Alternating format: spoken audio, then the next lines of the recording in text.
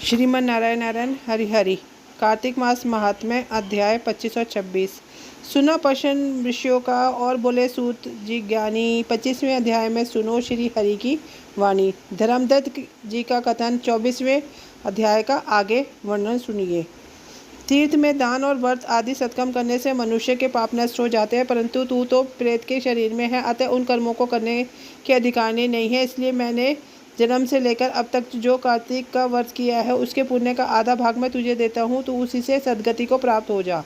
इस प्रकार कहकर धर्मदत्त ने दादाक्षर मंत्र का श्रवण कराते हुए तुलसी मिश्रित जल से जो ही उसका अभिषेक किया, तो ही वह प्रेत योनि से मुक्त हो प्रज्वलित अग्निशिखा के समान तेजस्विनी एवं दिव्य रूप धारणी देवी हो गई और सौंदर्य रूप में लक्ष्मी जी की समानता करने लगी। तदंतर उसने भूमि पर दंड की भांति गिरकर ब्रह्म देवता को प्रणाम किया और हर्षित होकर गदगदवाणी में कहा, हे द्विजश्रेष्ठ, आपके प्रसाद से आज मैं इस नरक से छुटकारा पा गई। मैं तो आपके समुद्र में डूब रही थी और आप मेरे लिए नौका के समान हो गए। वाह। इस प्रकार ब्रह्मा से कह रही थी कि आकाश से एक दिव्य विमान उतरता दिखाई दिया। वह अत्यंत प्रकाशमय विष्णुदादि पार्षदों से युक्त विमान के द्वार पर खड़े हुए पुण्यशील और सुशील ने उस देवी को उठाकर श्रेष्ठ विमान पर चढ़ा दिया तथा वो धर्मदत्त ने बड़े इशारे के साथ उस विमान को देखा और विष्णु रूपधारी पार्षदों को देखकर साष्टांग प्रणाम किया। पुण्यशील और सुशील ने प्रणाम करने वाले ब्राह्मण को उठाया, उसकी सराहना करते हुए कहा, हे द्विजश्रेष्ठ, तुम्हें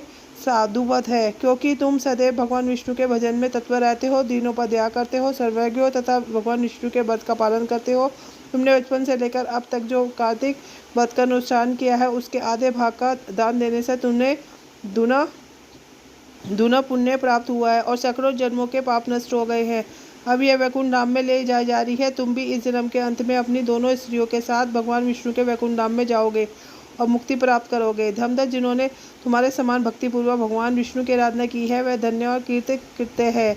इस संसार में उन्हीं का जन्म सफल है। भली भांति आराधना करने पर भगवान विष्णु देहधारी ब्राह्मणी को क्या नहीं देते हैं। उन्होंने ही उत्तलपाद के पुत्र को पूर्वकाल में ध्रुपद पर स्थापित किया था।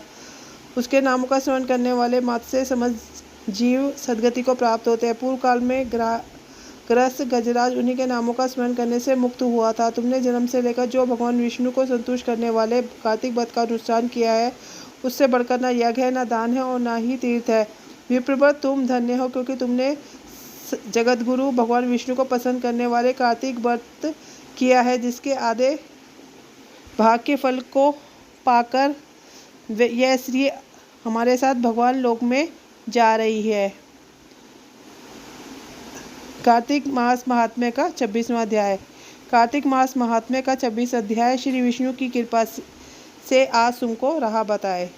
नारद जी बोले, इस प्रकार विष्णु पार्षद के वचन सुनकर धर्मदत्त ने कहा, प्राय सभी मनुष्य भक्तों का कष्ट दूर करने वाले श्री विष्णु की यज्ञ, दान, व्रत, तीर्थ सेवन तथा तपस्वियों के द्वारा विधि पूर्वक आराधना करते हैं। उन समस्त साधनों में से कौन सा ऐसा साधन है जो भगवान विष्णु की प्रसन्नता को बढ़ावा करने वाला और उसके समीप्य की प्राप्ति करने वाला है। दोनों पार्षद अपने पूर्व जन्म की कथा कहने लगे, हे द्विजश्रेष्ठ, आपका प्रश्न बड़ा श्रेष्ठ है। आज हम आपको भगवान विष्णु को शीघ्र प्रसन्न करने का उपाय बताते हैं। हम इतिहास सहित प्राचीन वृत्तांत सुनाते हैं, सावधानी पूर्वक सुनो।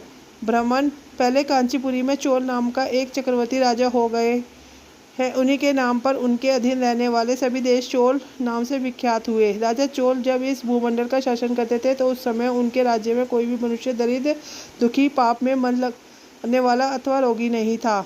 एक समय की बात है, राजा चोल अंत शयन नामक तीर्थ में गए, जहाँ जगदीश्वर भगवान विष्णु ने योग निद्रा का आश्रय लेकर शरण किया था। वहाँ भगवान विष्णु के दिव्य विग्रह की राजा ने विधि पूर्वक पूजा की। दिव्य मणि, मुक्ताफूल तथा सुवर्ण के बने हुए सुंदर पुष्पों से पूजन करके साष्टांग प्रणाम किया। प्रणाम कर जो ही बैठे, उस समय उनकी दृष्टि भगवान के पास जाते हुए एक ब्राह्मण पर पड़ी, जो उन्हीं की कांची नगरी के निवासी थे। उनका नाम विष्णुदास था। उन्होंने भगवान की पूजा के लिए अपने हाथ में तुलसी दल, जल और ले रखा था। निकट आने पर उन ब्राह्मण ने विष्णु सूक्त का पाठ करते हुए देवाधिदेव भगवान को स्नान कराया। तुलसी की मंजरी तथा पत्तों से उनकी विधिवत पूजा की। राजा चोल ने जो पहले रत्नों से भगवान की पूजा की थी, वह सब तुलसी पूजा से ढक गई। यह देखकर राजा कुपित होकर बोले, विष्णुदास, मैंने मणियों तथा सुवर्ण से भगवान की जो पूजा की वह कितनी शोभा पा रही थी, तुमने तुलसी दल चढ़ाकर उसे ढक दिया। बताओ ऐसा क्यों किया? मुझे तो ऐसा जान पड़ता है कि तुम दरिद्र और गंवार हो, भगवान विष्णु की भक्ति को बिल्कुल नहीं जानते। राजा की ये बात सुनकर धृतराष्ट्र विष्णुदास से कहा, राजन, आपको भक्ति का कुछ पता भी नहीं है। कुछ भी पता नहीं, केवल राजलक्ष्मी के कारण आप घमंड कर रहे हैं। बतलाइए तो आज से पहले आपने कितने वैष्णव व्रतों का पालन किया है।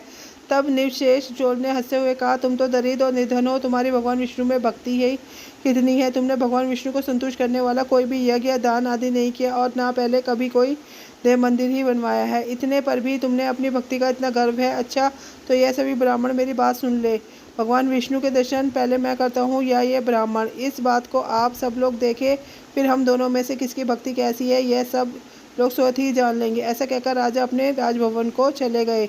वहाँ उन्होंने महर्षि बुदल को आचार्य बनाकर वैष्णव यज्ञ प्रारंभ किया। उधर सदैव भगवान विष्णु को पसंद करने वाले शास्त्रयुक्त नियमों में तत्पर विष्णुदास भी व्रत करने का पालन करते हुए वहीं भगवान विष्णु के मंदिर में टिक गए।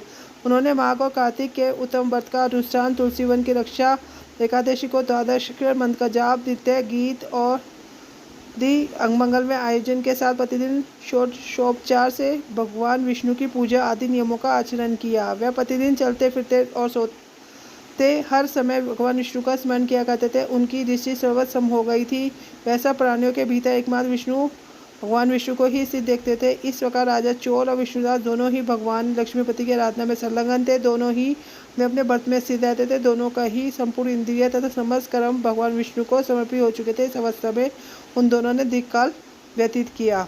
इसी के साथ 26वां अध्याय पूर्ण होता है। श्रीमन नारायण नारायण हरि हरि।